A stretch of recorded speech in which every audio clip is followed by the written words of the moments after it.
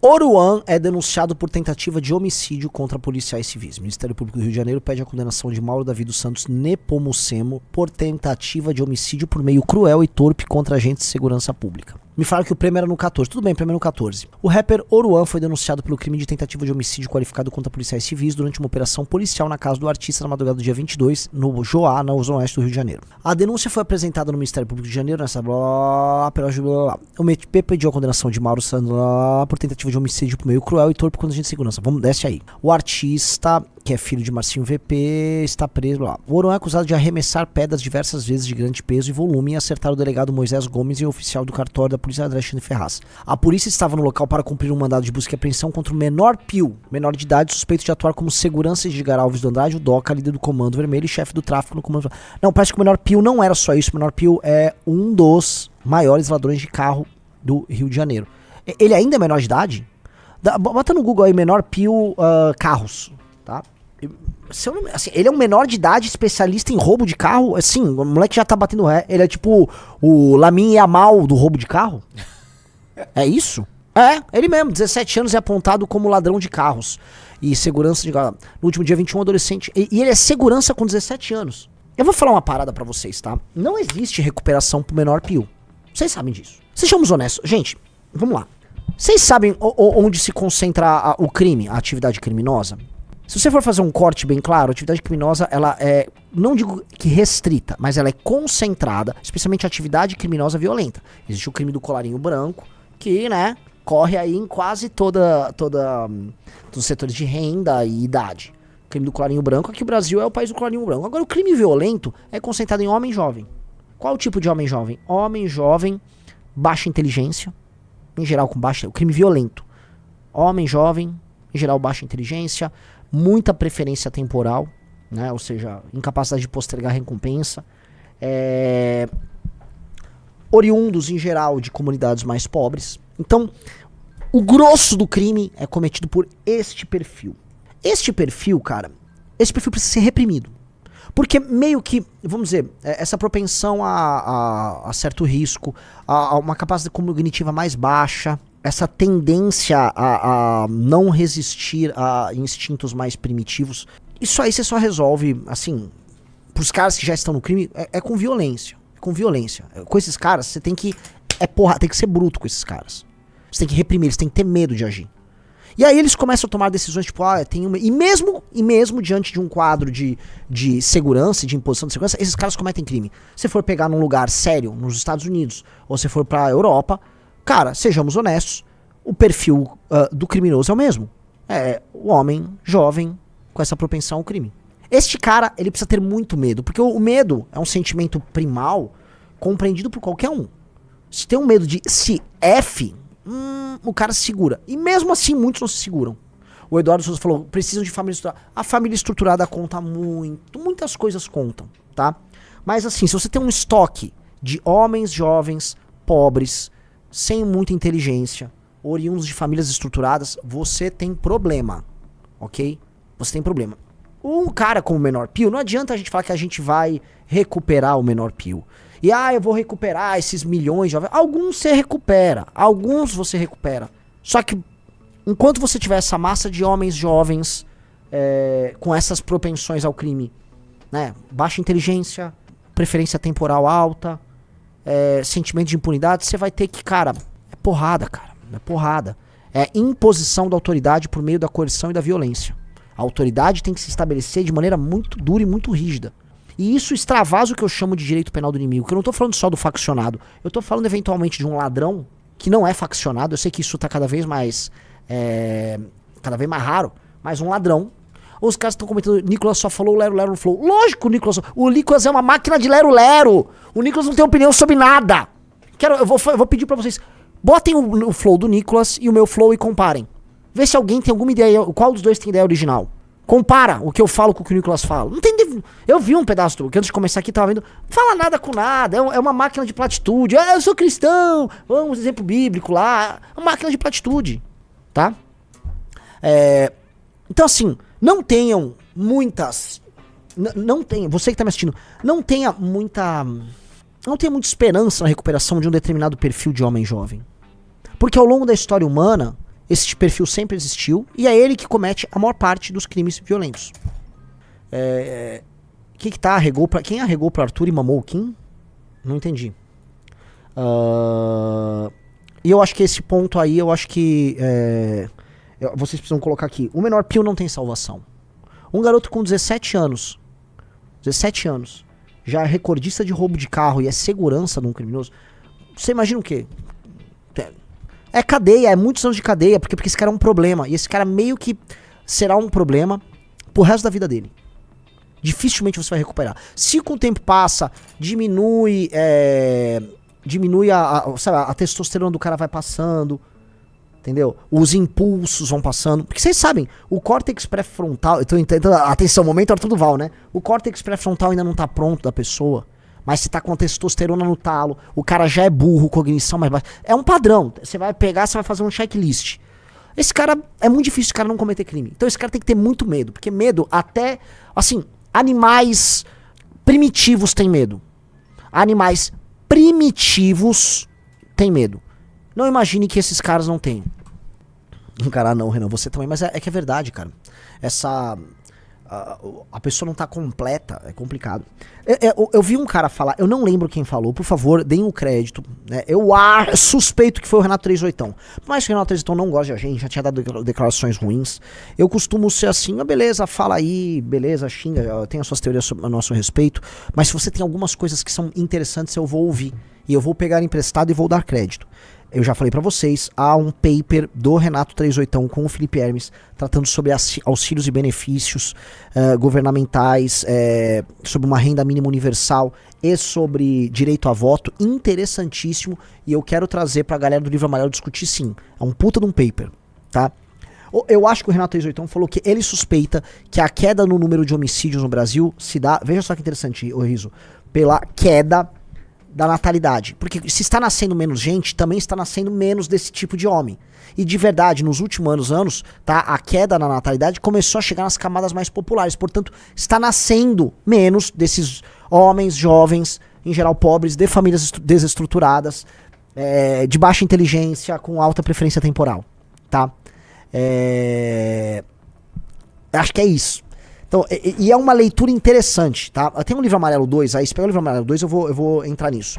É uma análise bacana de se pensar, porque as periferias das grandes cidades no Brasil, agora eu tô falando do Renan aqui, Livro Amarelo, Renan Partido, né, projetos. As favelas no Brasil se formaram, especialmente com uma intensidade maior, especialmente fora do Rio de Janeiro, dos anos 70 até os anos 90, né? Aqui em São Paulo a migração foi um troço colossal, São Paulo não tinha como absorver essa migração.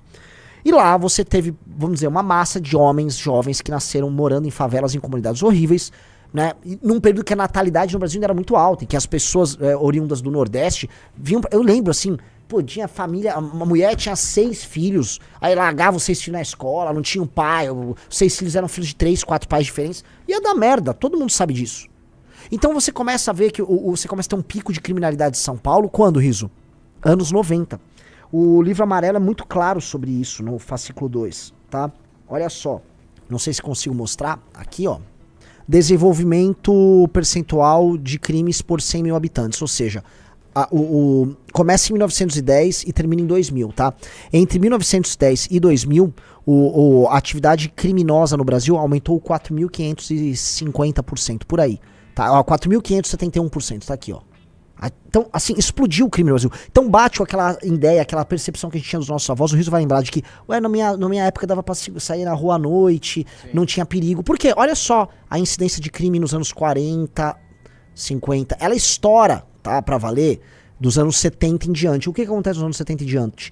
Êxodo rural, as pessoas saem do interior, vêm morar nas cidades, surgem as periferias, e aí você começa a ter a explosão do crime, tá?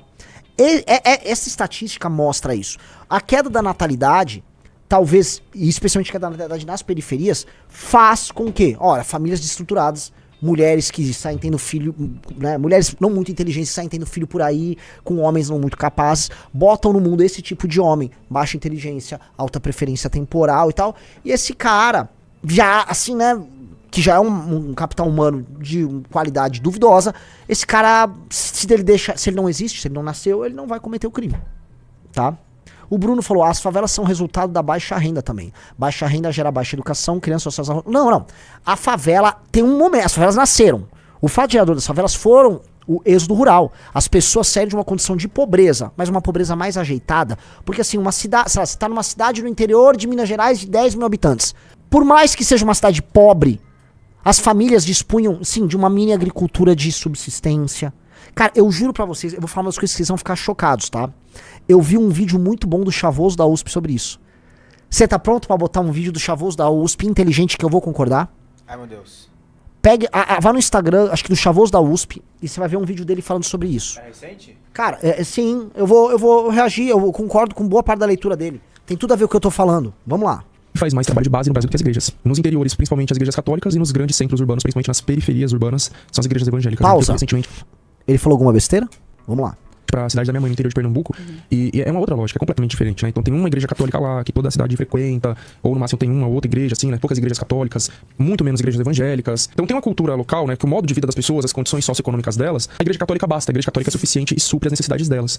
Quando essa população, ela se desloca nesse êxodo rural, ela sai dessas regiões de interiores e vem pra cidade grande, vem para as periferias, para as favelas das cidades grandes, me parece que a igreja católica já não supre mais essas necessidades, né? O novo modo de vida agora, ele não condiz mais com aquele estilo de religião, que na real não é só sobre a religião, é muito menos sobre a religião, sobre muito mais sobre comunidade. assistência social, muito mais sobre comunidade, amparo. E a vida na favela, na periferia, ela vai trazer milhões de problemas e violências que aquela galera que tava no interior não tinha. Então existe muito essa ilusão de que essa migração do interior pra cidade, ou essa migração do Nordeste pra São Paulo vai trazer uma grande melhora de vida. Pra alguns vai, mas pra grande maioria eu diria que não vai trazer melhoria, Perfeito. mais do que isso, vai trazer piora nas condições de vida, né? Perfeito. Porque quando eu fui pra lá, pra cidade da minha mãe, meus avós têm uma casa com um campo ao redor, né, um terreno e uma casa própria, onde eles têm espaço pra plantar, pra fazer sua própria colheita, vender, e etc. Hoje eles fazem isso, são Percebeu? aposentados, né? O que acontece? Durante um período, especialmente nos anos 60, 70, 80, começa a haver um excedente populacional. Por quê? Porque por mais que o Brasil fosse muito pobre, a mortalidade infantil está num processo de diminuição desde o século XIX pra cá. As pessoas nascem e sobrevivem, só que é uma vida embotada. Você tem uma massa de pessoas que estão vivendo no campo, no terreninho da família ali, uma família com várias crianças.